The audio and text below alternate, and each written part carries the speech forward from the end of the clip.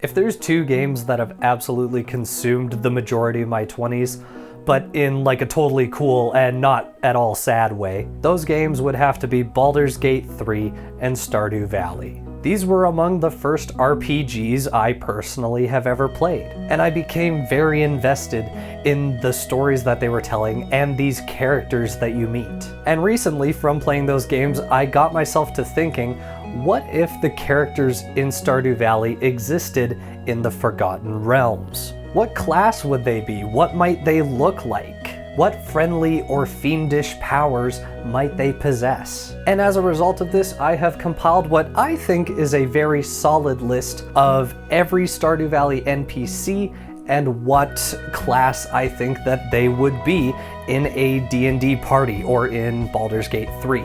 This started out as just being kind of like a fun thought experiment for me, like one of those things that you just write on your notes app and then forget about, but I decided it'd be really cool to actually make these characters in the Baldur's Gate 3 engine and then make a video going over that list with you all. I just thought it'd be fun. But before we start, we're just gonna get some quick disclaimers out of the way. The first being that all of the decisions I made in this video were ultimately just my opinion. If you have a different idea in mind for what class Emily or Haley would be in Stardew Valley, feel free to share that in the comments. I'd love to hear it. And as we're going through this list, I am leaving out the two children in Stardew Valley, Vincent and Jazz. Because they're children, I don't think that at this point in their lives they would actually have a solid class or career path in Baldur's Gate, because they're kids. I'm also leaving out NPCs you only meet once in a while, like the talking bear and the witch.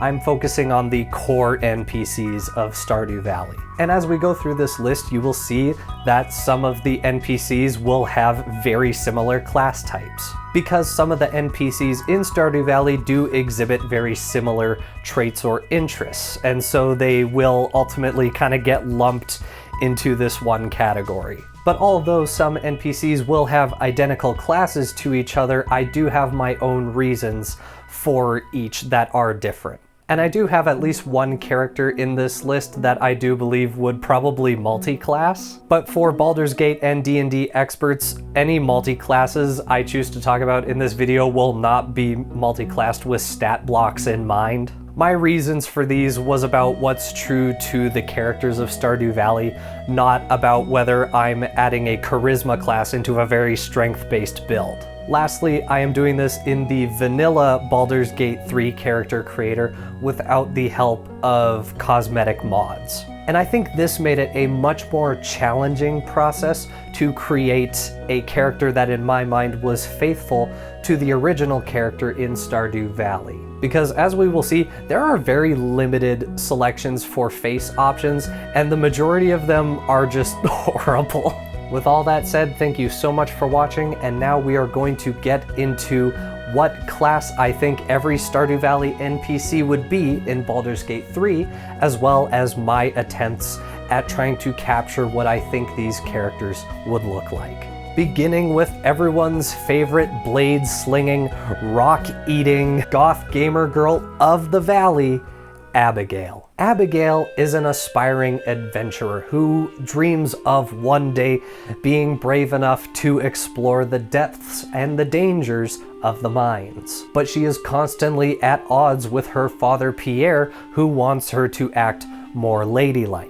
And so she is constantly sneaking out of the house, whether that is to play music up in the mountains or to visit the graveyard to practice her sword play. And her character journey of finding independence from her parents, as well as unlocking the courage inside of her, is a really fulfilling story to watch play out. But now let's see what I think she might look like if she were existing in Baldur's Gate. In terms of her general appearance, she appears to be a young woman, likely in her early 20s. A lot of the age estimations I got from this one forum post that theorized as to the ages of each Stardew Valley NPC. I'll link it in the description because for the most part we aren't actually given canon ages for each Stardew Valley NPC, but I went with an age range that I thought was accurate. And for her body type, as Baldur's Gate 3 players will know, you can only choose between 4 body types. There are 2 masculine body types and 2 feminine body types, with one being a more average build and the other being a much more hulking, muscular version. And since these are the options we're working with, I went with an average build for Abigail. And like I said, there are very few face options, at least very few that are actually good, in my opinion, so you will be seeing repeat face shapes. Her skin is very pale, so I went with a pale fae skin tone, and as a cosmetic detail, I decided to add a small facial scar. My headcanon is that this version of Abigail was either out adventuring one day or practicing her swordplay and either got carried away or got mildly injured in some way. And even though it hurt a lot in the moment, now looking back on it, I think she loves how tough the scar makes her look. She also has bright blue eyes with a dark purple eyeshadow. One downside to the face skin tone is that her lips are purple, so I countered it with a pinkish red lip tint. Her hair is also very unique, especially with those whimsical curls on the ends. I decided on this hairstyle because it's fairly accurate and the ends are still a little curly. And to give her hair a sense of depth, I made the base color a deep purple but added bright purple highlights. And afterwards I ended up changing the skin tone and the lip tint because I wasn't really satisfied with my first choice. And for her class, I have 2 options that I'm very happy with. In both cases, I went with the fighter as her base class. A fighter is a primarily combat-oriented class, focusing on proficiency with as many weapons as possible, as well as armored defense. Abigail is an adventurer at heart, and the years of practicing her swordplay have made her a very formidable opponent. And I gave her the dueling passive for the bonus damage dealt with a single-handed weapon, but that's not all. Whenever she reaches level 3, I would have her take the Eldritch Knight subclass. In my mind, as she was training with her sword one day or out on an adventure, she began to realize that she had some form of latent arcane abilities, just enough to allow her to harness basic spells in combat. And if I didn't opt for the Eldritch Knight subclass, I would probably have her take Battlemaster for the superiority die, but I would have her take at least 1 level of Storm Sorcerer at some point. In either case, she is primarily a melee fighter, but for some reason she does seem to have a predisposition to magic as well. Maybe because she has some sort of familial ties to the arcane that would give her innate magic abilities. But hey, that's just a theory. And with that, we have my interpretation of Abigail in Baldur's Gate 3, Abigail the Fighter.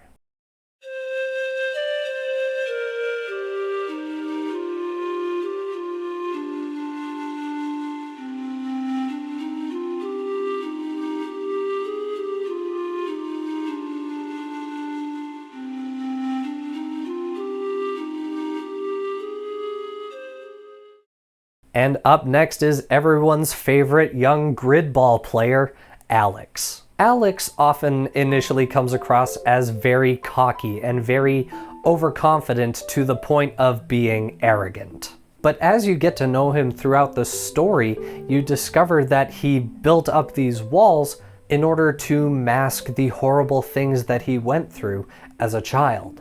And as a result of those same traumas, he trained for years to become as strong as he could, hoping that that would one day make him worthy. Of what and for whom, it's unclear, maybe even to him. However, players may not get that far with him, especially women players, because his dialogue with women farmers in particular are very yikes.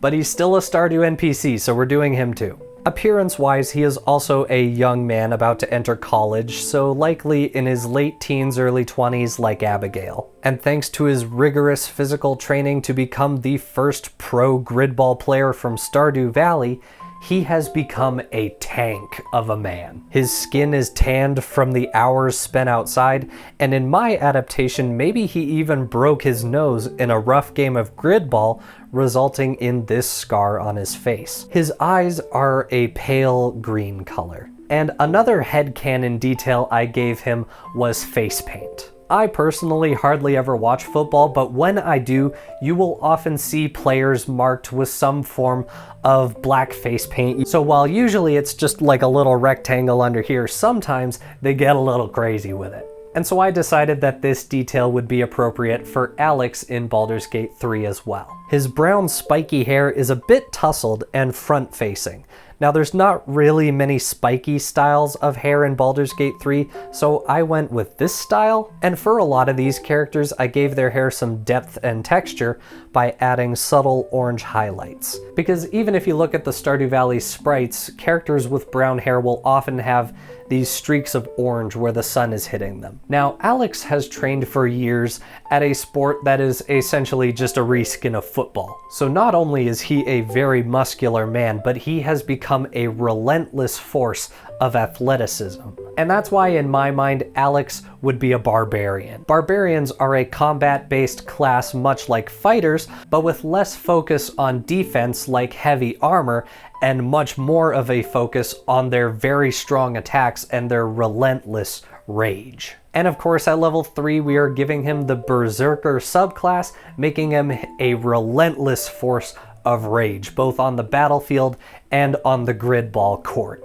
He's a softie with those who are closest to him, but to those who are against him, he is an unbridled force of rage. This is Alex, my Berserker barbarian.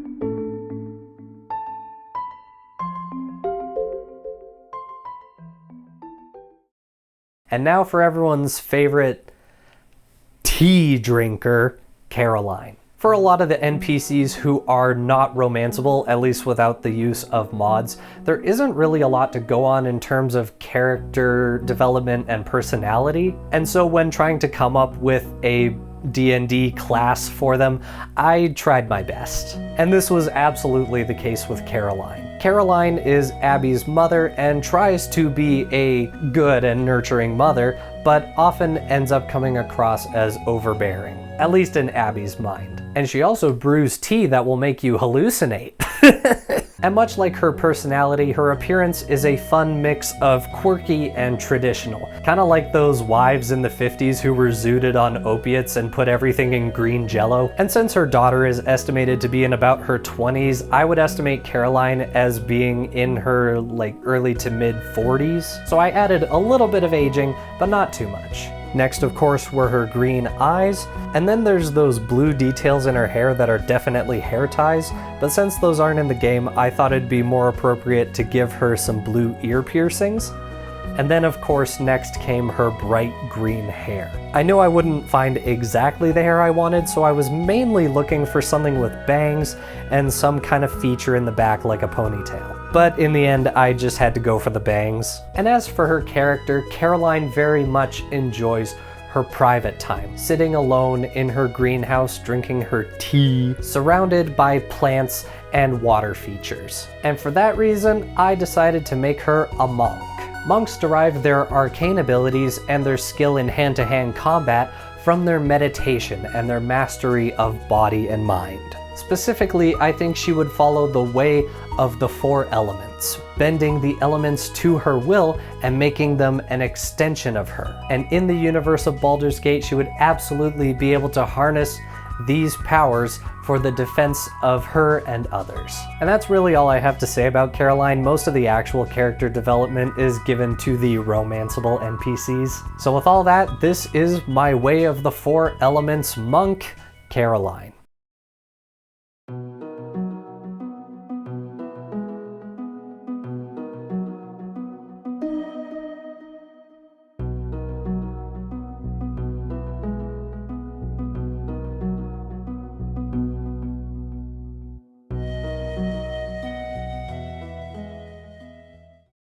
And now for everyone's favorite blacksmith and certified fedora tipping nice guy, Clint. Clint is a very antisocial blacksmith who prefers to either stick to himself or when he's at group events and festivals and stuff usually tends to stand alone. And as fans of Stardew Valley will know, he has a massive crush on Emily, and we will get to her later. He wants so desperately to ask her out, but is much too nervous to approach her. And depending on your actions in the game, you can actually help to convince him to finally ask her out. Or you can do what I did and romance Emily and marry her and make Clint very sad. And as for his appearance, he is, well, quite frankly, not too dissimilar to me in terms of build. But there's only 2 body types for masculine characters in Baldur's Gate 3, so I just went for the average build. And Clint is largely believed to be in his mid-30s, so I did add a sliver of aging there. And I did toy around with the idea of giving him this huge burn scar from his time in the forge, but I did ultimately decide against it. And looking at his sprite, I couldn't quite tell if his eyes were blue or just black, so I went with a dark blue as a compromise. And his hair is a dirty blonde and very simply styled. His goatee, of course, being the same color. And to get the color right, I tried making the roots brown, but lightening the ends. Now, we don't really know much about Clint's personality from what little he shares. One option, of course, would be to go with a Baldur's Gate class that is a little more trades-centric. And honestly, if I wasn't sticking to the limited amount of classes in Baldur's Gate 3, so many of the NPCs I'm talking about today would have been artificers. But I ultimately chose not to base his class off of his profession, because when he talks about it, he's honestly not really that enthusiastic about what he does for a living. The only thing that really ever seems to engage him positively is Emily and his crush on her. And if you ignore that cutscene where you can find him spying on her house from the bushes, he seems to approach his crush with a semblance of honor and virtue, albeit in a very fedora-tipping way, much like a knight in shining armor. And that's why I decided to make Clint a very unorthodox version of an Oath of Devotion paladin. Paladins are essentially knights who swear an oath so deeply that it imbues them with divine power. And an Oath of Devotion specifically swears an oath to protect the innocent and act in all ways with honor and virtue. And I imagine Clint's sacred oath would be to act with honor and virtue in his protection of Emily, albeit in a very milady kind of way. It's a very out-of-pocket pick in my opinion, but I think it works in a twisted kind of way. And so that is my Oath of Devotion paladin, Clint.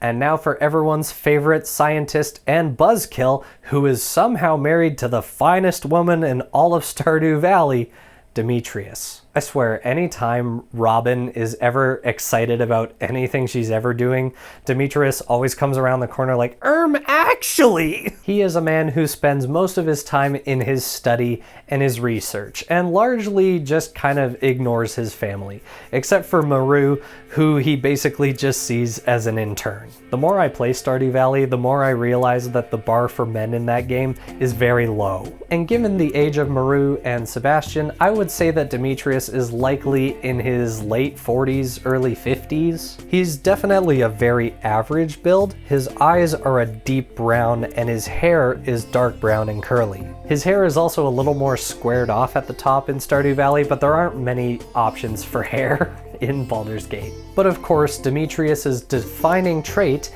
is his intellectual curiosity. He is always seeking knowledge, no matter from where. And so I decided that the best fit for him in Baldur's Gate 3 would be as a cleric. Clerics are magic users who receive their magical abilities through prayer to their patron god. There are many different domains of clerics, as well as many different gods that they can devote themselves to. So be prepared, because there are a lot of clerics in this video, I'll be the first to admit. Specifically, I placed Demetrius as a knowledge domain cleric, always thirsting for knowledge and being adept in many different skills and languages. And he receives these abilities from Ogma, the god of inspiration and invention. This is how I believe Demetrius would be in the world of the Forgotten Lands.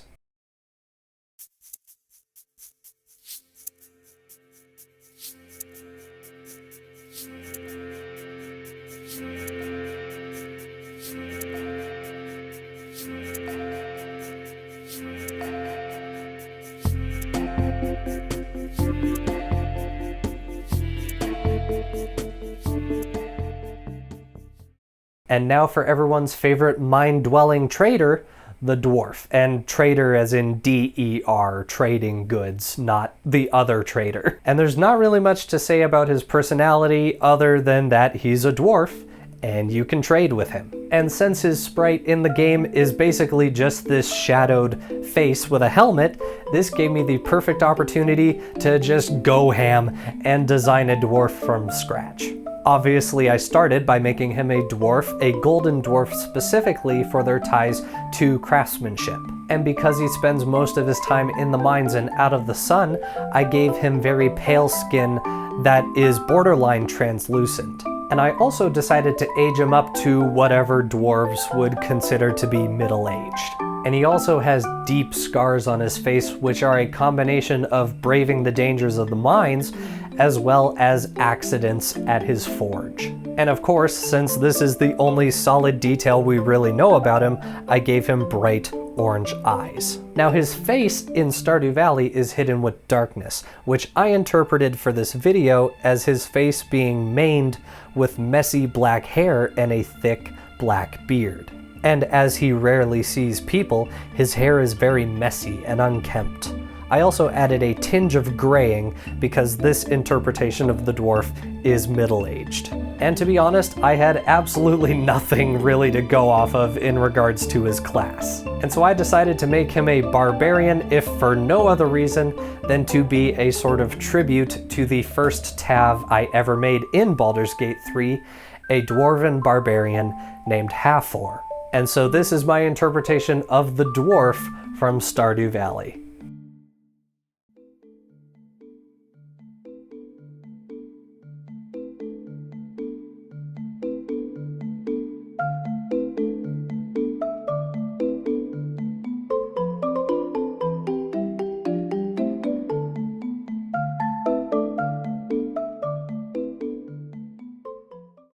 And now for everyone's favorite piano-playing poet, Elliot. Elliot is a man with a deep appreciation for the arts. He loves music, but above all, he loves writing, hoping to one day become a published author. His only concern is the beauty of the world around him, and living every day with a desire to create and enjoy life. And I'm going to take a drink. This is not a good sign. We're in the E's and my voice is already giving out. And appearance-wise, I almost went with the average build until I remembered his sprite from Ginger Island, where I realized that Elliot kinda has a sleeper build going on. And so I decided to just go ham with a very hulking version of Elliot. And when I was starting work on him, I stumbled upon this face, which to me really is just the spitting image of Elliot. Elliot is believed to be in his mid-30s, so I added a little bit of maturity. It's barely visible on his sprite, but he does have green eyes. And based on his sprite, I did add some mild eyeliner because, to be honest, it just kind of seems in character. I also found a hairstyle that is legitimately just Elliot's actual hair. Now, as I've said, if there's one thing that Elliot embodies in Stardew Valley, it's the arts. He loves creating art, consuming art, and seeing the art in the world around him. But his particular love is for books and reading and writing them. And so, of course, I had to make him a bard. A bard is a master of word and music, to the point where these abilities become in and of themselves a form of magic. And at level 3, I would have to have him join the College of Lore, because the College of Lore is primarily the study of the written word, both intellectual and anecdotal. I imagine him in this massive library poring over books, and when he goes home, taking up the quill and writing stories of his own. Stories that he will share with anyone who will hear them, whether this is in the library in quiet readings, or standing up on a soapbox in the town square and loudly declaring his stories for the world. This is the Lore Master Bard, Elliot.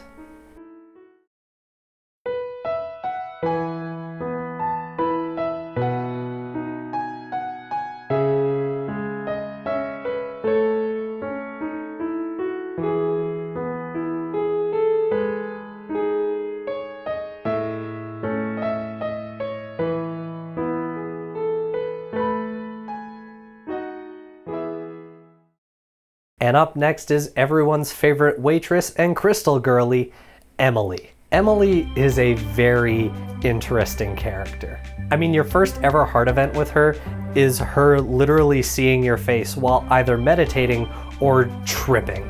But she is ultimately a very sweet and compassionate character who cares a lot about so much. And I recently romanced Emily for the first time in Stardew Valley, and it was so worth it. And her appearance was definitely fun to try and recreate. Beginning with slightly adjusting the maturity slider because she's believed to be in her late 20s, early 30s. And her eyes are a very bright gemstone pink, and I also gave her ear piercings because I just feel like she would have them in this universe. And her hair was a very interesting challenge to try and at least approximate. But ultimately I did find a style that I think looks like her hair. But now onto her class. Initially, when I was coming up with this list as like a thought experiment on my notes app, I had no idea what class she would be, so I just had her as like a Way of the Open Hand monk. That was before I realized that I'm dumb, and she's actually a wizard. Wizards in Baldur's Gate and D&D are magic users who learn their spells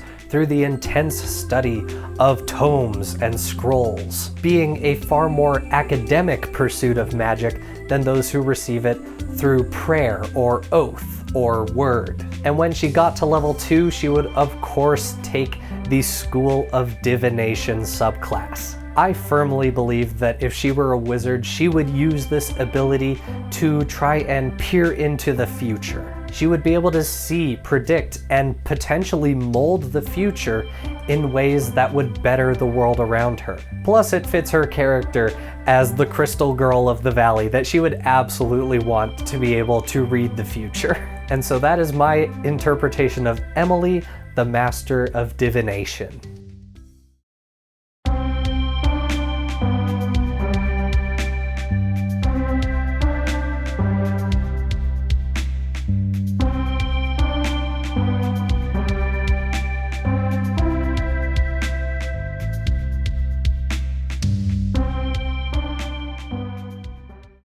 And now for everyone's favorite gardener and grandma, Evelyn, who goes by Granny to those closest to her. And true to that title, Evelyn is essentially the village grandma. She loves helping the farmer out by offering tips about living in the valley and sending recipes that she thinks he'll love. And she is also the only one to look after the community gardens. And as for her appearance, she is definitely one of the oldest members of the valley, likely in her 70s. And her sprite's eyes are closed, so I kinda had to just take a guess at her eye color.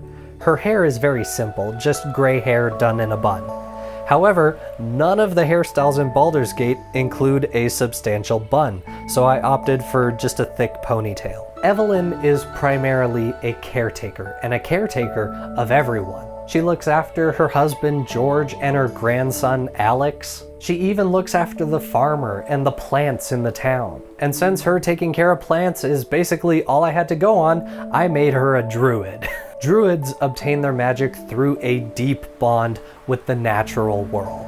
They can use this magic to heal others, to defend the helpless, even to communicate and transform into animals. And at level 2, I would have her take the Circle of the Land subclass, specifically for this circle's connection to the earth, both plants and animals. Through this connection to the earth, she would protect and strengthen those around her. This is Evelyn Molnar, Druid of the Circle of the Land.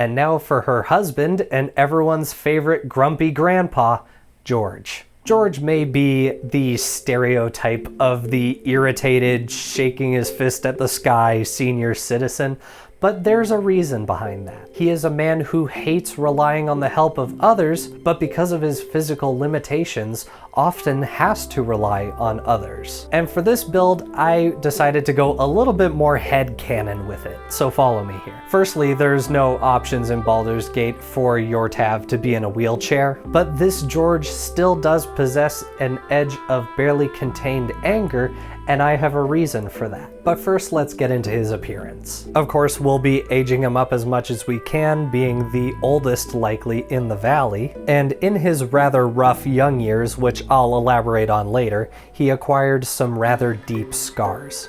And I believe that his sprite's eyes are brown, so I rolled with that. He's also nearly fully bald, with what hair he has being a silver gray color. And now for his class, and I feel like I have to explain my reasons for this by giving a bit of lore on my headcanon for this version of George. In my mind, a young George Molnar was a young man full of idealism. He always had a very strong-rooted sense of community and strove to maintain peace in his community and protect it from threats both internal and external, settling these disputes peacefully when possible. And in time, he swore a sacred oath and became a paladin. But in the course of his duties, something happened. Some terrible situation where he was forced to make an impossible choice. A choice that would ultimately destroy him. And in that moment, he tried his best to do what he felt to be right,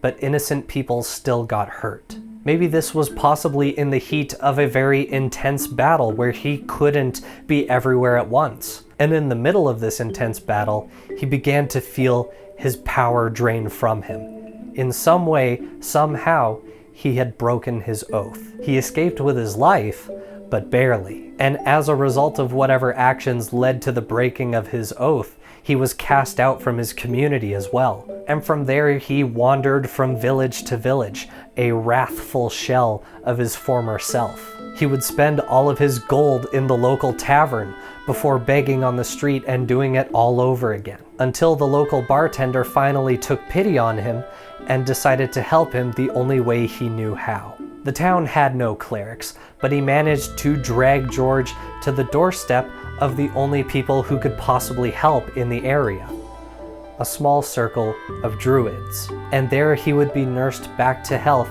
by these druids, and he would come to meet one of the druids named Evelyn. The two would become inseparable, her being a fierce protector and healer, and him an iron hammer, channeling the dark powers of his broken oath to fight evil on his own terms. This duo would eventually become even closer and get married.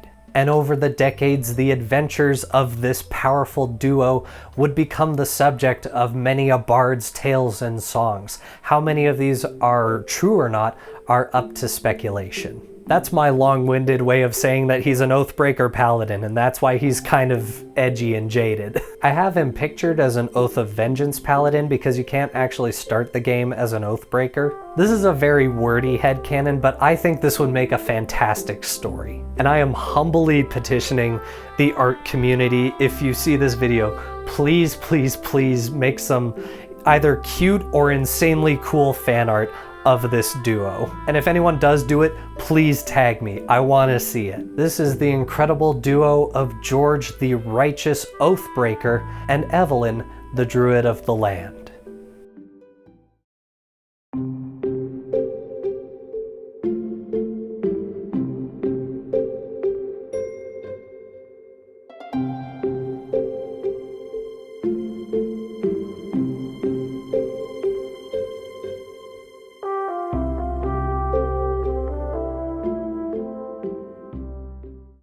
And now for everyone's favorite mustachioed bartender, Gus. Gus is, at least in my mind, the heart of Pelican Town. The saloon is a gathering space for everybody, and he appears to love his job and his position in the community. He cares for everyone who walks through those doors, and even very generously lets Pam drink as much as she wants, even though she clearly has a problem. Gus is incredible, and honestly in my mind represents the spirit of Pelican Town far more than Louis or Pierre. And appearance-wise, he appears to be a middle-aged, overweight man. But since Baldur's Gate 3 doesn't have overweight body types, I decided to make him canonically 7 feet tall instead. Hey everyone, I'm back. I made it all the way down to the K's in my list of characters before I realized that my camera stopped recording.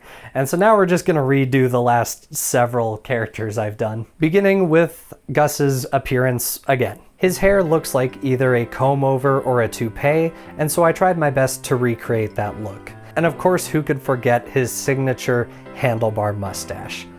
I also added a little gray to his dark brown hair since he is likely in his late 40s or early 50s. Now Louis is the mayor of the town, but I find he often exists apart from the community, with Gus being the heart and soul of Pelican Town. He embodies the virtues of community and creates a space for everyone in the town to come together. And so for that reason, I decided to make him an Oath of the Crown Paladin. These paladins swear an oath to uphold the ideals of civilization, and they preserve community, just like how Gus has preserved community in Pelican Town. And so I imagine him owning a tavern in Baldur's Gate and offering sage advice to the many patrons that visit. And he will settle any disputes that arise with words, not with weapons. But if his community is ever outright threatened from the outside or from within, he will put down his washcloth and pick up a hammer. This is Gus, the Paladin of the Crown.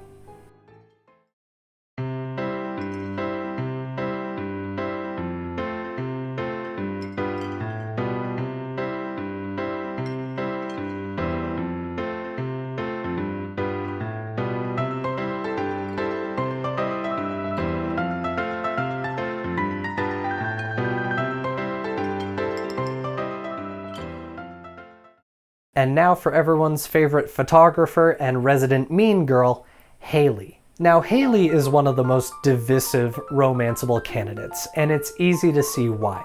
Because when you initially meet her in the valley, she can often come across as very abrasive, always dealing backhanded compliments and being like, "Oh gross, you're a farmer." This can either deter new players from interacting with her completely, or entice them even more. But as you get to know her, she begins to open up, and even more importantly, is willing to be more vulnerable in front of you. Kind of like a certain character in Baldur's Gate I know. And much like that character, if you give her a chance, I genuinely believe she has one of the best character arcs in the game. And for her appearance, she appears to be a young woman in her early 20s. And the first thing you'll probably notice about her sprite is her piercing blue eyes, so I really tried to capture that here. Now her sprite doesn't have freckles, but in my mind the real Haley would absolutely have freckles. And I also decided to give her piercings because they seemed very in character. And of course her long golden hair would be the subject of many a bard's song. The main issue I found was that there were so few options for long hair with a middle part and no bangs, and there wasn't a single shade of blonde I could find that was accurate enough. And so I found a hairstyle and I tried to accent it with highlights, only to find out that the highlights only dyed half the hair. But eventually I found a combination that I'm happy with. Now, Haley is very unique in terms of the Stardew Valley bachelorettes, in that there's no other NPC from that game I can think of that inspires as much admiration and fear as Haley. She is able to tap into forces that are equal parts beautiful and terrifying. And that's why in my mind, Haley would be an Archfey Warlock. Warlocks are spellcasters who receive their magical abilities from an extra-planar entity who serves as their patron. And Haley specifically is pacted to a Lady of the Fae, a creature of incredible beauty, but also capable of ferocious destruction or cunning deception. But all of these abilities are reflected in Haley as she is imbued with these powers. I imagine her living in a cabin in some ancient woods with her sister Emily. Some ancient forest ripe with magic. And while Emily studied divination through years of poring over tomes and scrolls, Haley thought that that was stupid and boring and slow. And so, as a sort of shortcut, she journeyed into the forest where she came across a Lady of the Fae and made a pact with this Archfey. The nature of this pact is only known to her and her most trusted friends, but from then she was imbued with magics as beautiful and terrifying as the woman herself. These sisters imbued with these great magics would become a powerful force either for good or for evil. It's hard to tell with Archfey. And once again, I am humbly requesting someone please do fan art of this duo. Emily as this divining chronomancer, and Haley as this powerful spellcaster imbued with the magical qualities of the Fae folk.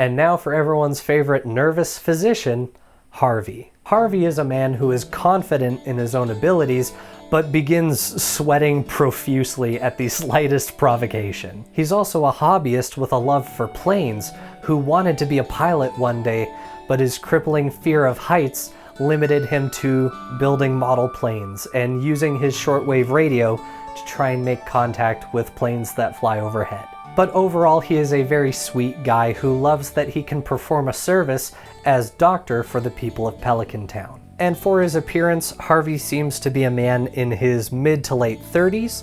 His eyes are either brown or hazel. It's kind of hard to tell with the glasses. His hair is also very interesting, but I ended up going with something pretty simple. And of course, I had his mustache. Now, the main thing about Harvey is that he is the town doctor, and he takes great pride in his work. And so I think his choice was pretty obvious. Of course, I am making him a cleric of the life domain. Life clerics have a focus on preserving the life of others and are given many spells to that effect.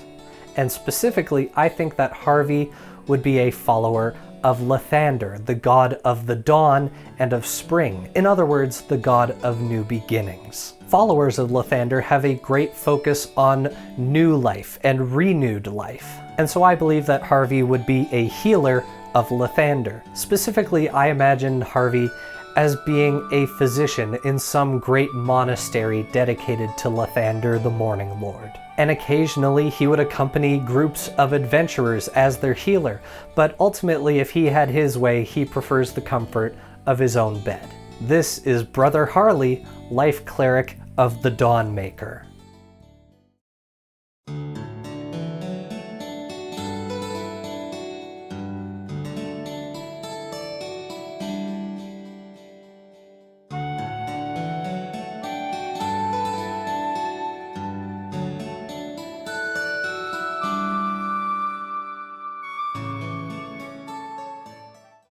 And now for everyone's favorite,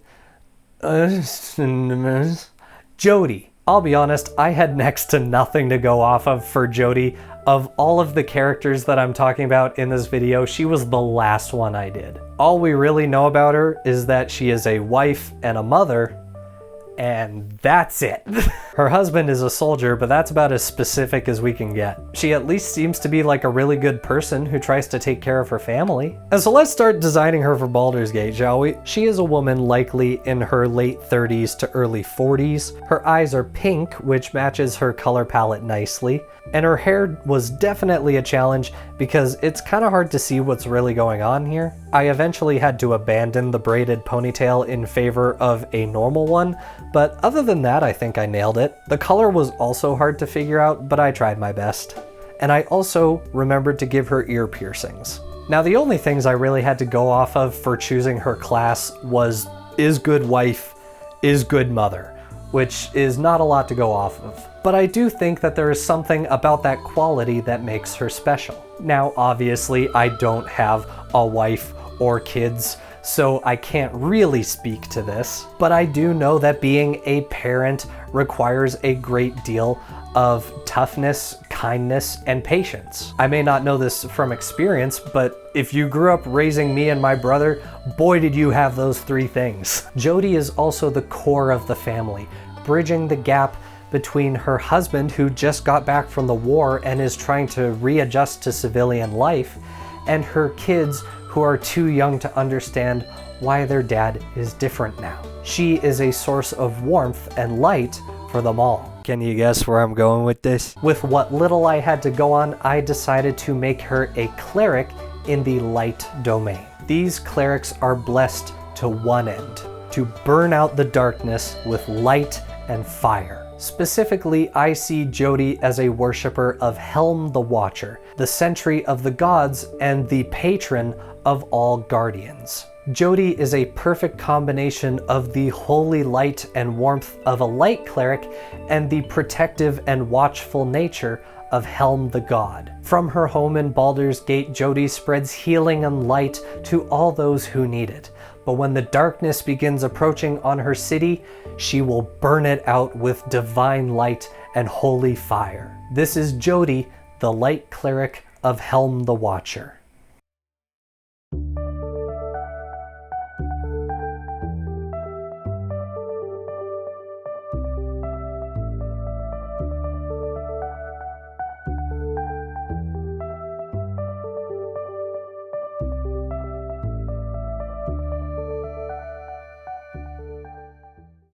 And now for everyone's favorite veteran, Kent. Kent fought in an unnamed war, only arriving back in Pelican Town in your second year on the farm. And he is very reserved as a person, and for good reason. Both in dialogues you get with him and in a cutscene that very explicitly shows you, Kent is very clearly suffering from PTSD as a result of the things he experienced overseas. And I will make a point of saying this a few times in this video, but I think it's really cool that the developer of Stardew Valley, Concerned Ape, was able to, in the limited form of an 8-bit farming simulator essentially, that he was able to capture the diverse experiences of humanity. In this game that is supposed to be about farming in this new small town and possibly romancing and marrying someone within the valley, you encounter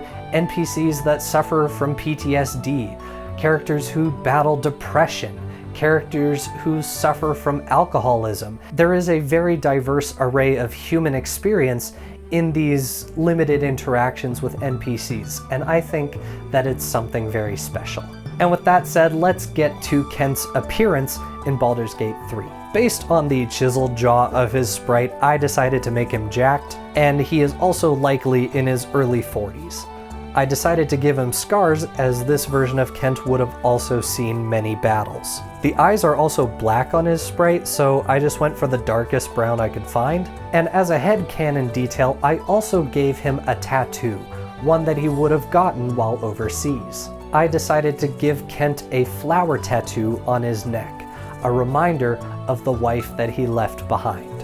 You can tell that his hair was once disciplined per army regulation, but now has grown for at least a month. Now Kent, I imagine, is a modern soldier and would have served in theaters very similar to that of Iraq or Afghanistan, at least similar in terms of the sophistication of weaponry and vehicles that you would have seen. And these wars at the time were viewed as a very patriotic response to what America perceived as attacks on glorious democracy. And so I decided to make Kent an Oath of the Crown Paladin, just like Gus. But rather than fulfilling his oath at home preserving community there, he went off and fought for that community and for the crown that he served under. Channeling the power of his oath, he inspired all the soldiers around him and very quickly rose through the ranks. He became a strong leader who would fight on the battlefield with his soldiers. And he may now be home with Jody, but his oath still stands. He will enjoy the peace he fought long and hard for, but if that peace is ever again threatened, he will not hesitate to pick up his weapon again. This is the Paladin Kent, a soldier to the crown.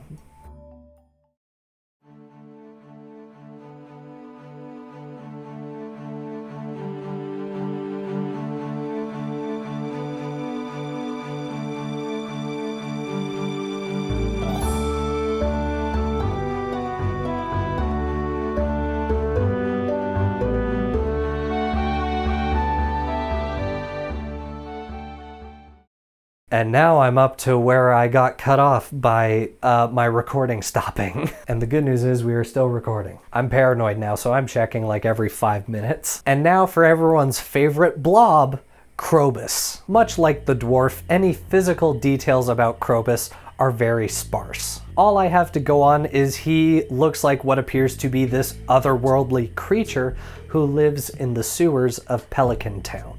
And so this entire design going forward is my headcanon for what Krobus would look like in the universe of Baldur's Gate 3. Firstly, Krobus to me looks like a creature from another plane entirely. And there is limited options for extraplanal beings in Baldur's Gate 3, but I decided that my version of Krobus is a tiefling, a species descendant from the Hells themselves. Specifically, I made him a tiefling of Mephistopheles, the Archdevil. These tieflings are gifted with inherent arcane abilities and are typically recognized by their very dark blue skin. His skin is a shade of blue that is essentially black, so I tried to capture that here. I also aged him a bit because in my mind Krobus has lived for at least 2 human lifetimes. I also made his eyes white to match his sprite as well, and then I gave him infernal tattoos and a slight white tint to his lips. And next for his hair, I just went crazy with it. Now Krobus's head ends with a curl on top, and so I tried to find a horn style that also curled upwards. And as for his class, I assume that Krobus would have embraced the arcane abilities innate within his bloodline and became a warlock. Now I could make him a fiendish warlock in service to an archdevil, but in my mind Krobus actually hated his time in the Hells and finally escaped Avernus through the help of something massive and incomprehensible. And so I decided to make him a warlock in service to the Great Old Ones. This eldritch entity freed Krobus from the Hells, but at a cost. It twisted Krobus's psyche, giving him the ability to warp the minds and emotions of others. And over the years, his bond with this entity will deepen until more and more of his tieflingness will be lost. And after hundreds of years of servitude, his shape will be twisted and molded into that which you see in Stardew Valley. A mere shape, a lump of shadow capable of melting the minds of those around him. This is the story of Krobus, Warlock of the Great Old One.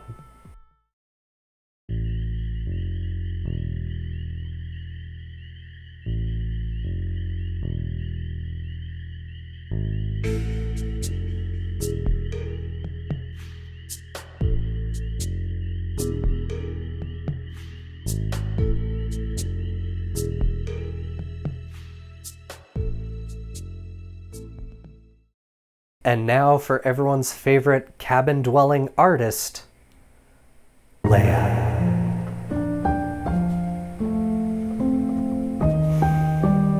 I'm sorry, what were we talking about? Leia, as far as I can tell, is the only romanceable NPC in the game who is in a similar situation to you at the start of the game. She too escaped her life in the city in order to find some semblance of peace in the valley. She also came to focus on her art, both painting and sculpture. And I don't care if it makes me basic, Leia is the best romanceable NPC in the whole game. She is tough and independent, but also caring, compassionate, and imaginative. And she loves nature and art, just like me. Out of all my Stardew Valley saves, I have romanced her in 90% of them. Because she's perfect. And for her appearance, she is a woman in her late 20s or early 30s. Her eyes are a brilliant purple, and I knew I wasn't gonna find the right hairstyle for Leia, but I did find an option that seemed right. But then came deciding her class, which I had a few different options for. My first initial thought was Druid for her connection to nature, but that entirely eliminates her love of the arts. I also thought about Ranger, but none of the Ranger subclasses fit just right. And so in the end, I decided to make her a nature domain cleric. To quote Baldur's Gate's summary of the subclass, but to insert Leia into it, she embodies the vast viridian power of the natural world, an avatar of the subtle divinity of fruitfall, avian migration, woodland silence, and the landslide's roaring fury. She sees the divine beauty around her in the shapes and forms of nature, often choosing to commit them to canvas or sculpture. See, to a druid, making art out of a dead tree would seem sacrilegious, but a nature domain cleric would see no better canvas to encapsulate the divinity of nature than through nature itself. Specifically, she is a worshipper of Meliki, that one, the goddess of forests and all that dwell within. Rarely is this goddess witnessed by mortal or god. Only in the still of the most quiet and tranquil forest can she be felt. That is where Leia dwells, in a forest so remote only the deer, birds, and squirrels have ever heard of it. This paradise is so silent that the sound of a twig snapping could be heard for miles. Leia exists right alongside the creatures there in Edenic harmony. They will watch her paint, and in turn she will often paint them. And when she prays to Melek, that one, for inspiration, the goddess may cause a tree to fall that can provide Leia with the wood for sculpting. It's a simple life, but far better than anything Baldur's Gate with its stone or straw could ever dream of.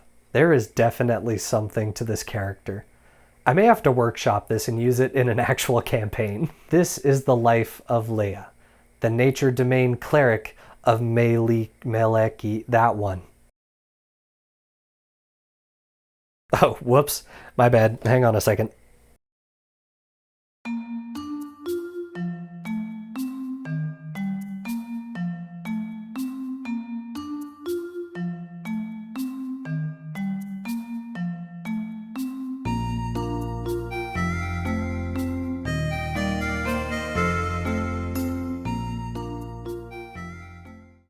And now for everyone's mayor, Lewis. Lewis is the mayor of Stardew Valley. He usually keeps to himself, except when he's going around to businesses collecting taxes. He can usually be seen hanging out with his best friend Marnie at the saloon, at her house, in a bush past midnight.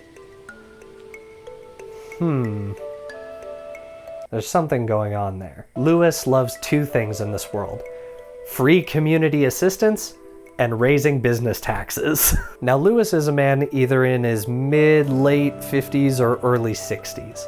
His eyes are a muted hazel, and his hair is pretty much up to interpretation since he wears a hat all the time. All we really know is that his hair is long enough that it curls at the bottom, so I think I found a style that's close enough. And we have to have his mustache. Now, the only thing that can solidly be said about Lewis and his personality is that he likes money and having all of it. He doesn't steal it, he just takes it in the form of taxes and justifications. Look, I need a bigger house, okay? And so I'm making him a cleric in the trickery domain, which also makes sense because trickery domain is the worst domain of clerics. Listen, I love Shadowheart, but I respec her the second I've got cash. These clerics harness their divine power to trick others either through illusion or charm. And this explains how he's able to just take money from people on a whim. And of course, Lewis is a follower of Tiamat, the dragon goddess of greed. She empowers Lewis with abilities of deception and cunning in order for him to mass a fortune, which he will definitely use to free her, totally, and not just build a big house for himself. Yeah, this is Mayor Lewis, the master of trickery.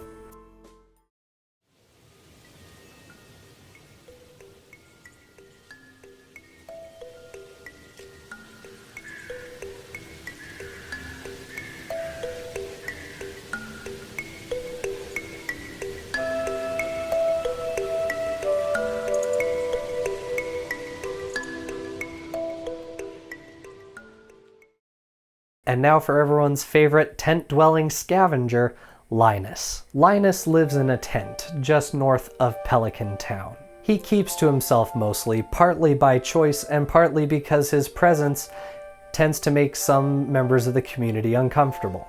But overall, he's a really good guy just trying to survive like everyone else. And for his appearance, he is a man in his 60s and has a definite wild Santa Claus look. I imagine him with facial scars because survival in the wild is not easy. His eyes are a bright, almost amber color, which really makes him stand out. And his hair is long and unkempt, and he has a thick gray beard.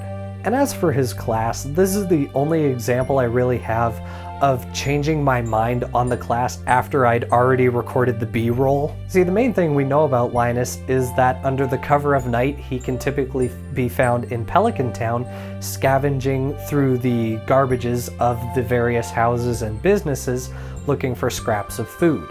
And so initially, I imagined him as a rogue with the thief subclass, but I don't really think that's the case. The more I dwelt on Linus's character, the more I realized that his scavenging talents and his connection to nature make him much more of a ranger in that sense. And so, while the B-roll has him as a thief rogue, I am changing him here in this video to a Gloomstalker ranger. But rather than using the darkness to strike at foes unseen, he largely just uses it to hide from people and to scavenge when he can. And so pretend I made him that instead of a rogue and roll that beautiful footage.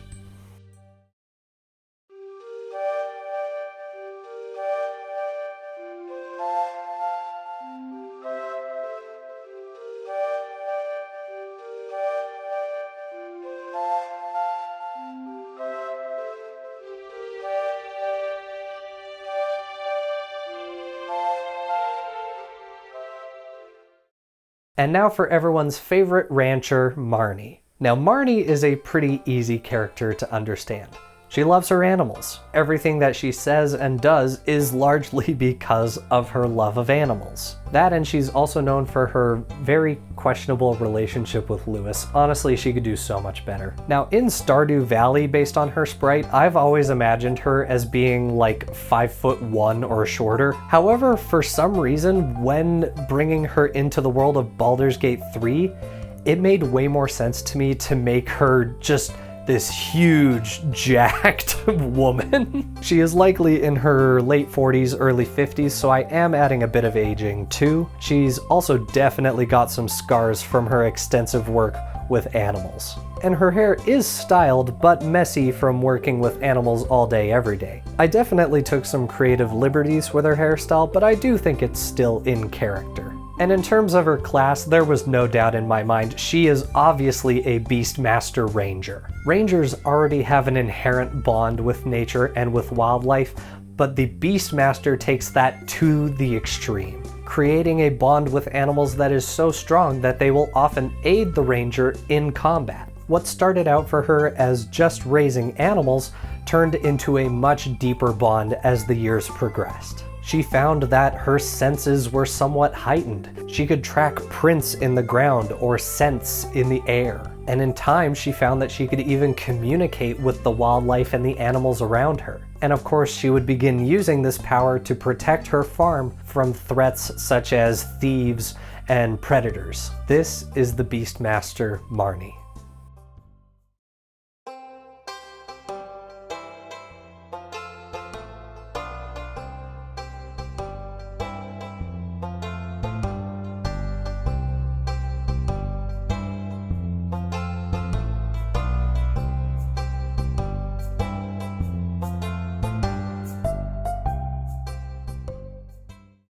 And now for everyone's favorite part-time nurse but full-time inventor, Maru. Maru definitely takes after her father Demetrius. She's a researcher, but her true passion is for inventions and gadgets. And she is endlessly fascinated by the universe, both as a subject of study, but also for the beauty that is around her. And she is striving to build her own place in the world under the overbearing gaze of her father. And I actually just finished romancing her for the first time in Stardew Valley, and her romance arc, or her character arc as a whole, is so wholly unique. She's a really sweet character who wants to succeed but is terrified of failure. She's very shy about her own feelings, preferring to just exist alone with her gadgets and inventions. And there's something about her story arc that just hits different. Like, it is a little bit a story about her finding her own path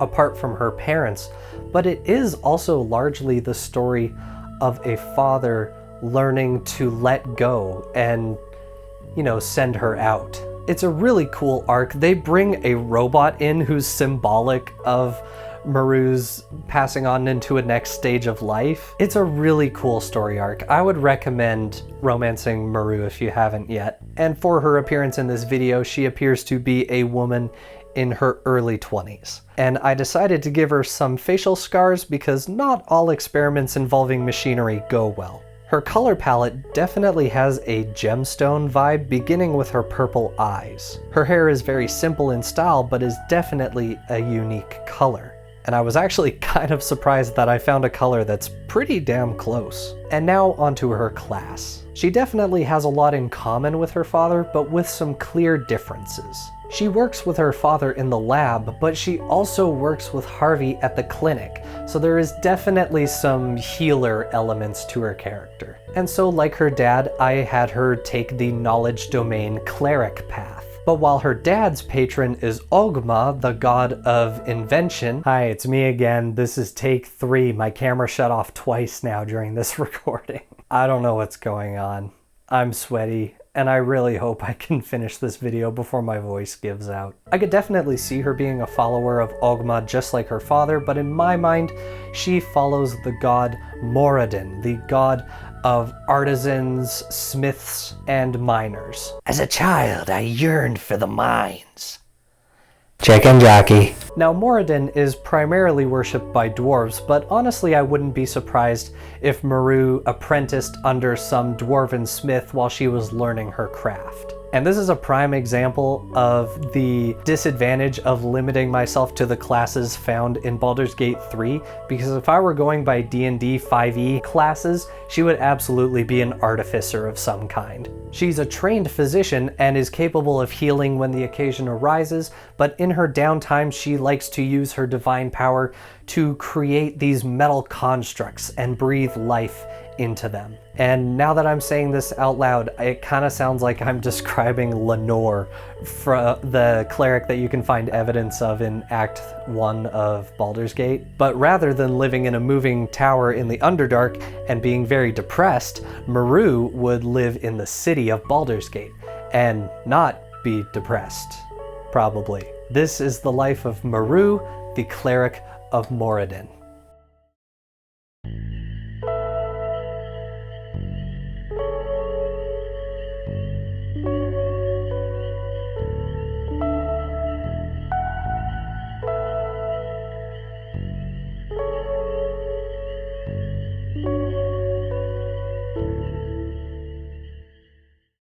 And now for everyone's favorite drunk driver, Pam. To be honest, Pam is a bit of a mess. Stardew players know. She lives in a trailer with her daughter Penny, but that's not the problem. The problem is that she spends most of her time in the saloon and leaves Penny to try and make enough money to sustain the both of them, which I'm sure a teacher's salary is more than enough to sustain two people in today's economy. Yeah. Praying for all my education homies out there. Y'all don't watch my videos, but I know you're out there. Now the player can choose to do things around Pelican Town to try and turn things around for Pam, repairing the bus to give her job back and even building her a house for her and Penny to live in. But there's never really a turnaround moment where Pam actually changes as a character. She makes steps in the right direction, but you unfortunately never see a full progression. And it's a sad story, but it is cool that the developer Concerned Ape has been able to capture the diversity of the human experience, which is very messy and very complicated. But now let's make her in Baldur's Gate 3. In my mind, Pam in this universe towers over everyone she sees. She is a woman likely in her 50s, and her sprite's appearance gives the impression that she has the same hair and makeup as she did when she was young. The problem is that the years between then and now were not good ones. Her eyes are a kind of reddish brown, and her purple makeup is very bold. Her hair is a collection of messy curls. It is golden blonde in Stardew, but I am adding some graying in this version. And of course her class was a very easy decision. Pam is definitely a monk. Now, while most monks derive their abilities from their meditation and connection to their bodies and the world around them, Pam is a way of the drunken master monk. Based on their description in Baldur's Gate 3, drunken master monks are essentially just Jack Sparrow. Do something! Hey, Scungili!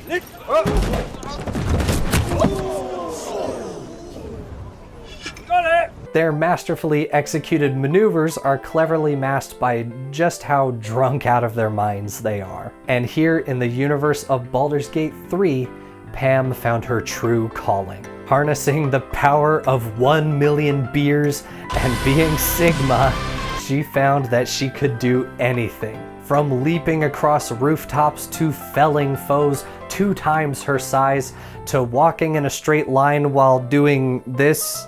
Her abilities knew no bounds. And when her and her daughter are in danger, she picks up a flagon of beer and goes to work. This is the life of the drunken monk, Pam.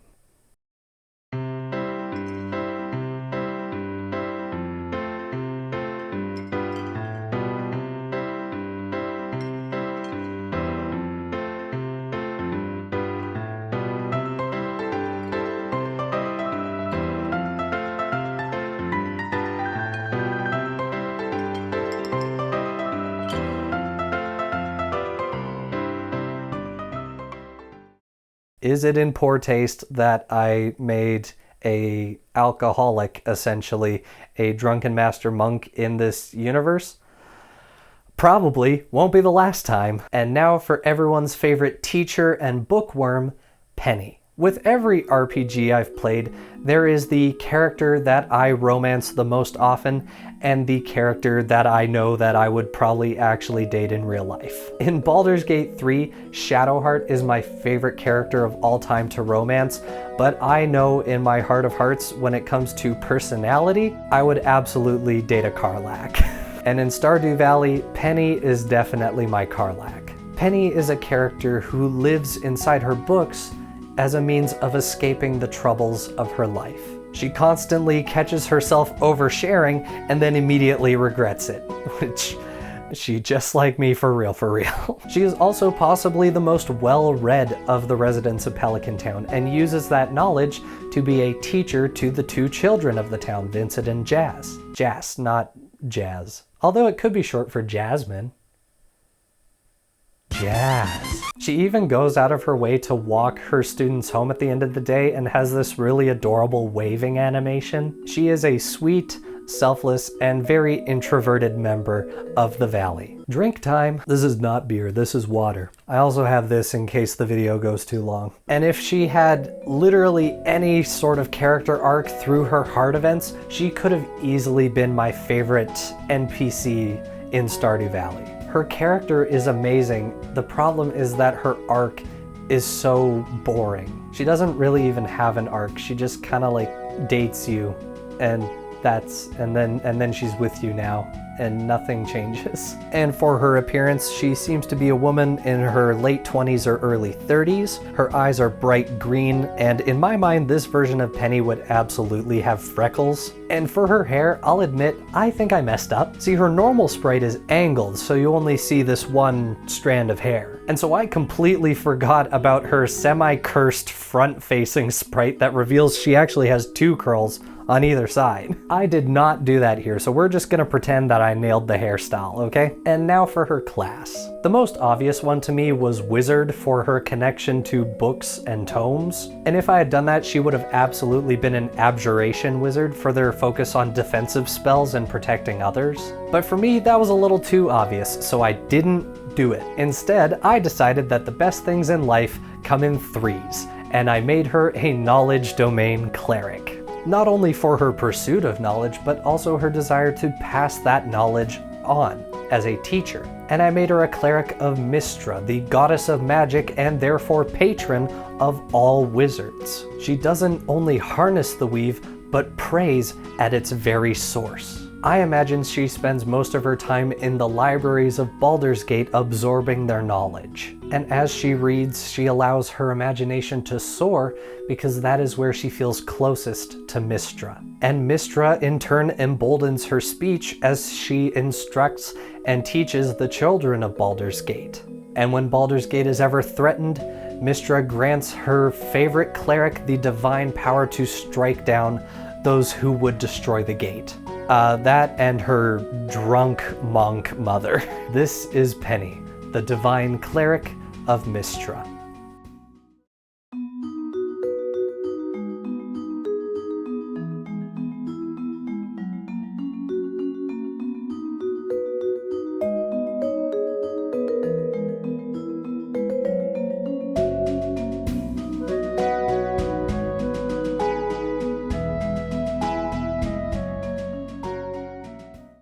And if there are any IRL pennies watching this video, look at all my books. Aren't they neat? I have so many books, and I read them too. I read these books. I just started working through Lord of the Rings, so give me some time. And now for everyone's favorite greedy shopkeeper out of the 2 options of greedy shopkeepers, Pierre. Pierre is the local business who is threatened by the big corporation that moves in and can afford to sell their stuff for cheaper to try and drive him out.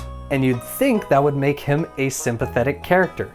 But no. Whatever power he has in town, he uses it to undermine the farmer and constantly maximize profit by taking your produce, selling it for twice the amount, and saying it was his. I mean, you're going to side with him because the other option is essentially Walmart, but you're not going to feel good about it. Really, the only good thing Pierre ever did was Abigail, and his ties to her are tenuous at best. I subscribe to the wizard theory. And for his appearance, he is a man in his mid-40s, his eyes are brown, and I cannot add glasses. His hair to me is very quintessential, long-haired, greasy salesman, so I really tried to capture that here. And now for his class, which was very easy to me. Thief Rogue. He uses all of the skills at his disposal to steal from others and to, in turn, pawn that stuff off for way more than it's worth. And because I just realized I didn't do an actual avatar for him in this video, Morris is also Thief Rogue. I also never did Marlin either. Or Gil. Oh no. This is Pierre, Swindler Extraordinaire.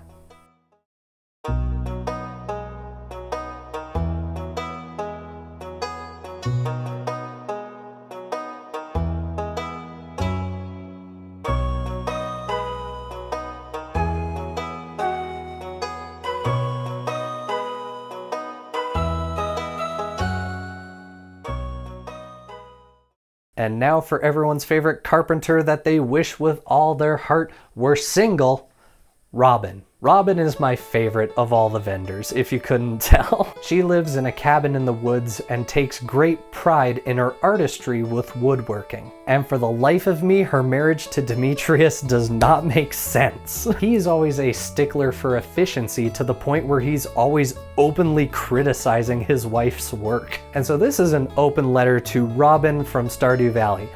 Hi, my phone number is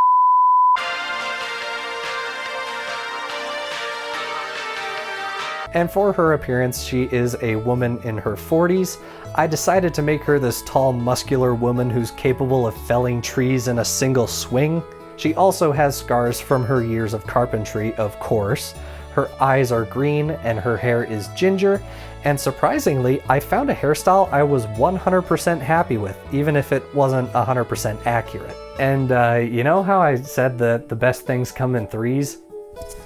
Meet our fourth knowledge domain cleric. And like Maru, she is a follower of the dwarf god Moradin, god of smiths and architects. Smiths and artisans, sorry. She's an architect. I could also see her being nature domain similar to Leia, but this one made more sense to me. Which means so far the entire cabin dwelling family are knowledge domain clerics. Demetrius, Maru, Robin. And we'll see if Sebastian follows in that most noble of traditions. He doesn't, but we'll see if he does. He doesn't. This family, at least so far, sees the value in knowledge and creativity, except for Demetrius. And Robin spends her time honoring her god by creating great works, whether that is furniture, houses, anything. This is the craftsman cleric, Robin.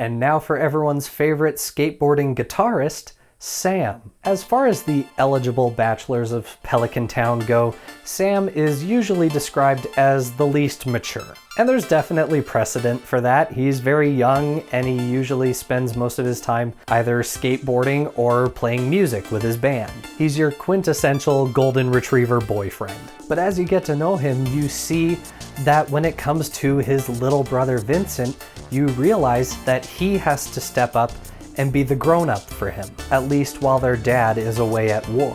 His ultimate passion is music, and he hopes that he can one day leave his custodial job in favor of starting a band, making music. And his appearance is going to be hard to recreate with 100% accuracy. Firstly, he's a man, likely in his early 20s. His eyes are a grayish blue, and then there's this bright blonde Dragon Ball Z hair. I was fully confident I wasn't gonna find an accurate style, but I tried for something at least close. But unlike his hair, choosing his class was easy. Sam is a bard. He's a bard, plain and simple, he's a bard. Bards harness the power of music or poetry as an expression of magic. Their words can cut through an enemy's psyche or warm the hearts of their allies. They can make you dance, they can make you laugh, willingly or unwillingly. And of course, his instrument of choice is the lute. I have him graduating from the College of Glamour, being taught his music and his charms by the Fae folk. In this reality, Sam travels the entirety of the Sword Coast, playing in every open area he can see. And if he encounters danger, then the lyrics and the lute on his back are just as deadly as the rapier at his side. This is the whimsical life of Sam the Bard.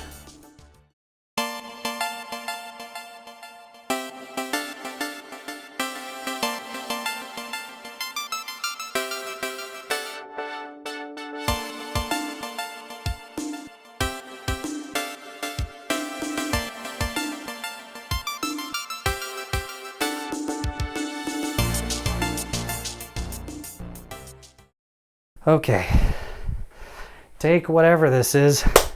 Hey, the camera did it again. And now for everyone's favorite desert-dwelling shopkeeper, Sandy. Now, Sandy is a shopkeeper who dwells in the desert. And that's it. Her sprite is also the most unique, being a full-on profile shot. And honestly, I have no idea what class Sandy would be, but in my mind, her species is canonically an Aasimar. Aasimar are playable characters who have a touch of divinity in their ancestry. The prime example for this in Baldur's Gate being that of Dame Aelin, who is the direct daughter of the moon goddess Selûne. And one of my absolute favorite characters in the game. Her aura is unmatched. Like, her lines are more Shakespearean than anything Withers has ever said in his life.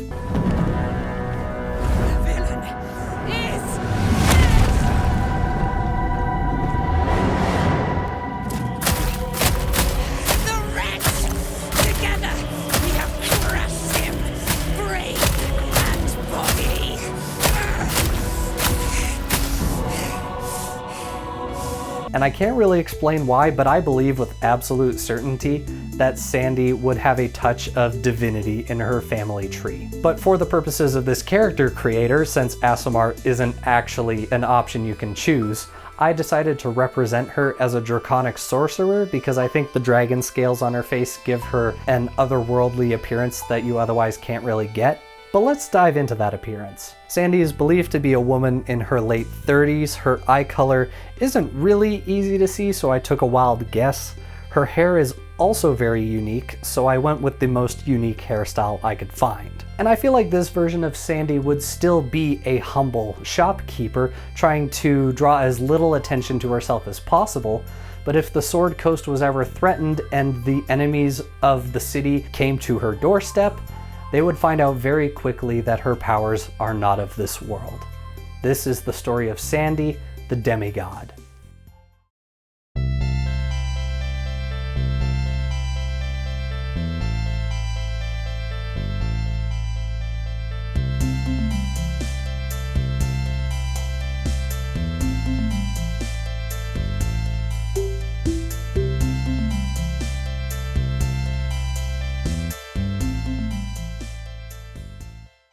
And now for everyone's favorite programmer and frog lover, Sebastian. Sebastian is in my mind a true introvert. He loves spending time with his friends, but at the end of the day he needs time to himself to decompress either at his computer or outside smoking, which I can definitely relate to. The needing downtime, not the smoking. Don't smoke. He is misunderstood by a lot of people in the Valley, including his family, who confuse his online job as a programmer for just being lazy at his computer. Which, since Concerned Ape developed this game, I kind of wonder if that element was just a stand-in for how people thought of him when he was creating the game. I don't know the story of Concerned Ape, but I wonder if that specific call-out wasn't a self-insert. He also has, in my mind, one of the coolest hard events ever, where you, him, and Sam essentially play this TTRPG at his house. It's very reminiscent of D&D, but obviously they don't call it that. He initially is very closed off, but as you get to know him, you see that he is a very sweet and very sentimental character. And I have a bit of a confession to make regarding his appearance. See, I had an idea out the gate what Sebastian's class and his background would be, and I based a lot of his appearance around that rather than his appearance in Stardew Valley. But I did still keep the base details the same. He is a man in his mid-20s, very goth aesthetic, pale skin, dark hair, and based on the time-lapse, you're probably already seeing some of the creative liberties I took. I added scars to give him this very edgy look. His irises are pure black, and I gave him this crazy tattoo like he's being slowly devoured by tendrils of darkness from the waist up, like going up. And I also gave him skull earrings and black eye makeup. His hair is actually relatively accurate while still being distinct in my version. And as for his class, I had a few options I went through, some of which being a wizard of necromancy or a death domain cleric, something to do with his, goth aesthetic. But in my mind, nothing suited Sebastian quite like the shadow magic sorcerer. These natural spellcasters conjure their magic from the Shadowfell, a dark realm that is the domain of Shar, the goddess of darkness and loss. Whatever light existed in their souls was snuffed out years ago, leaving only a dark husk and a vessel for this dark magic. And no matter what class I made him, in my mind, Sebastian is canonically a Sharin. He worships Shar in this universe. I imagine Sebastian as being this like reclusive bookkeeper in a Sharin cloister. Specifically, he is a master of history and forbidden lore. He is the bookmaster that you come to if you are seeking books that would drive the average citizen mad from exposure to this knowledge. And if you try and break into his library and steal his forbidden tomes, you will never see again. Because he loves casting darkness. And he'll gouge your eyes out with his own thumbs. And you wouldn't believe it, but he actually still loves frogs in this universe. Like, he absolutely has a couple talking frogs in his private study that he just lets hop wherever they want. This is the life of Sebastian, the dark sorcerer and disciple of Shar.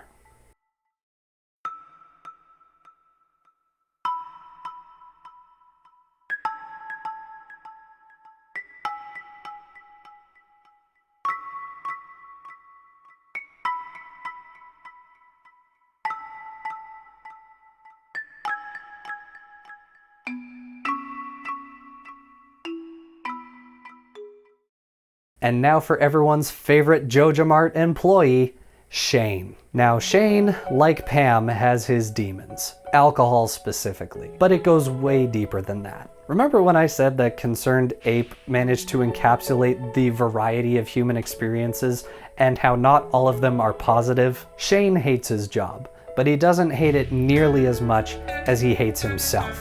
When he's not working, he's either making microwavable meals or drinking until he passes out. And it is very clear that he struggles with depression, and many of his cutscenes, you will see him battling that depression. While most NPCs' heart events are about you getting to know them as people, Shane's heart events, I find, are more about him coming to realize that he needs help. But hey, you can romance him. Maybe that fixes him, I don't know. And for his appearance, Shane is a man in his 30s. I envision this version of Shane received a broken nose at some point in his 20s, and so I gave him the scar to prove it. His eyes are kind of like a bluish gray, I think.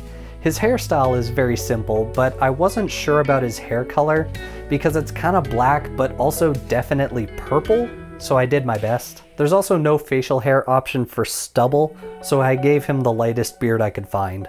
And now for his class, and there were a couple options. You could go for either a Beastmaster Ranger or Druid, because as you find out as you get to know him, he has a soft spot for the animals, particularly his chickens. But he does have one glaring personality trait that can't really be ignored. And that's why I made the depressed alcoholic a Way of the Drunken Master monk.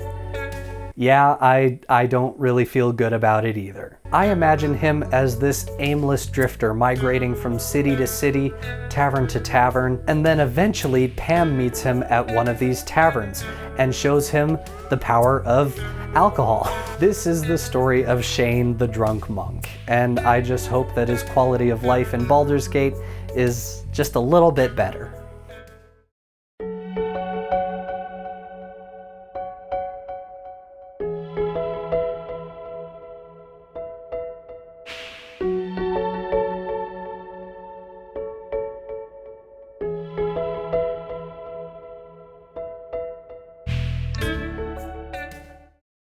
And now for everyone's favorite sailor and fisherman, Willy. Willy is a bit of a recluse, either being found in his cabin on the beach or fishing alone on said beach or by the river. He teaches the player how to fish and brings you to Ginger Island once you repair his boat. He loves the sea, he loves fishing, and that's frankly all you need to know about him. Willy is a man roughly in his 50s. His eyes are green, his hair is largely covered by his hat, but you can tell that it's messy from his days at sea.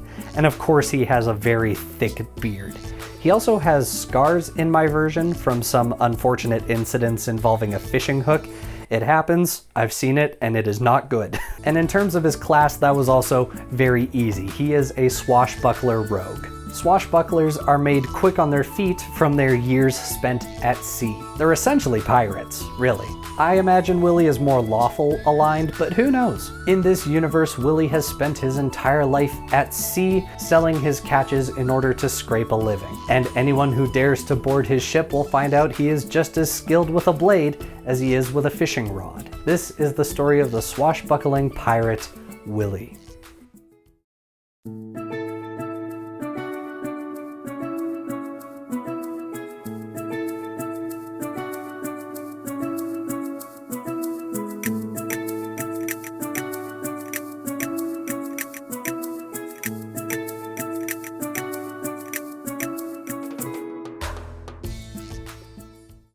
And now for everyone's favorite wizard, Wizard.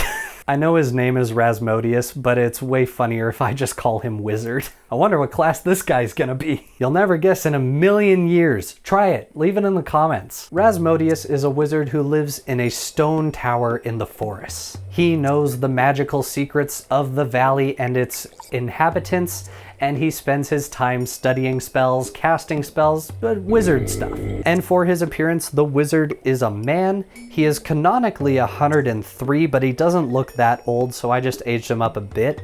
His eyes are purple, he has long purple hair and a matching goatee. So yeah, a lot of purple going on. And now for what class this wizard should be. I tossed around the idea of making him a barbarian or maybe a druid for their arcane connection, but ultimately I decided to go with wizard. Specifically, I have him coming from the school of transmutation for their manipulation of matter. I imagine the life of Rasmodius is much the same as it is in Stardew Valley. He lives in a giant stone tower in the forest, keeps to himself, pores over tomes, and casts spells. You know, wizard stuff. And he also possibly has a daughter out there somewhere. Maybe some young fighter who's vaguely goth and eats rocks and, you know, plays video games now and again. This is the whimsical and pretty much identical life of Rasmodius the Wizard.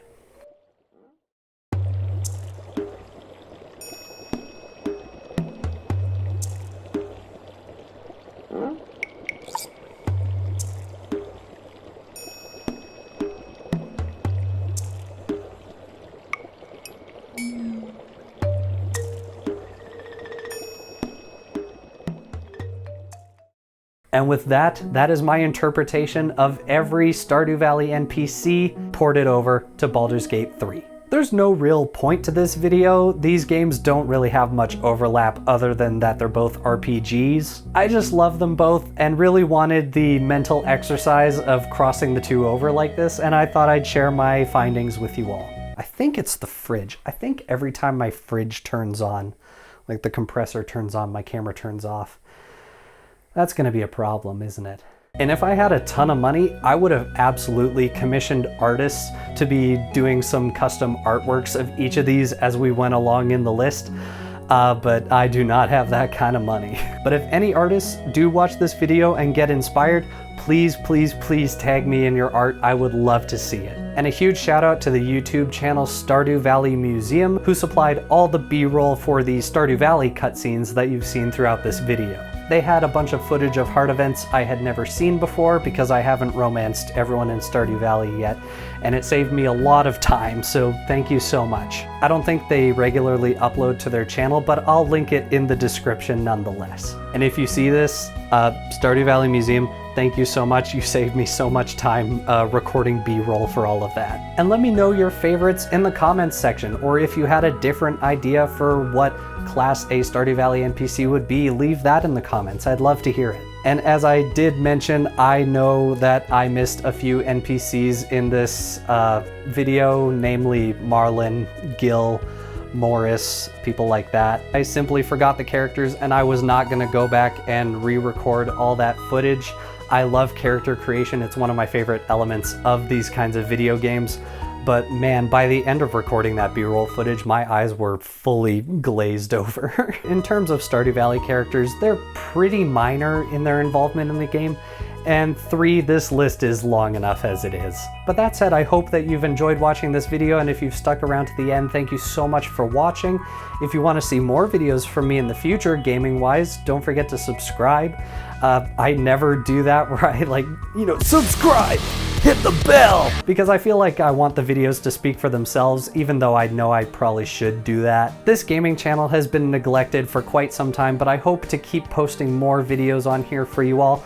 I had an idea very recently, a very funny idea for a Baldur's Gate video that I want to do at some point. I don't know when, but it's a really funny idea and I really hope it works. So subscribe if you want to see that.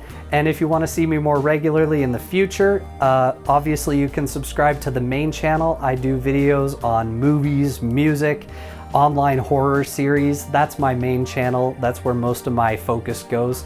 So if you want to see me more often, then don't forget to check that out. And of course, a huge shout out to the patrons, Sean, Happy the Knife, and the top tier patrons, RD, Snowy, and Bottomless Potamus.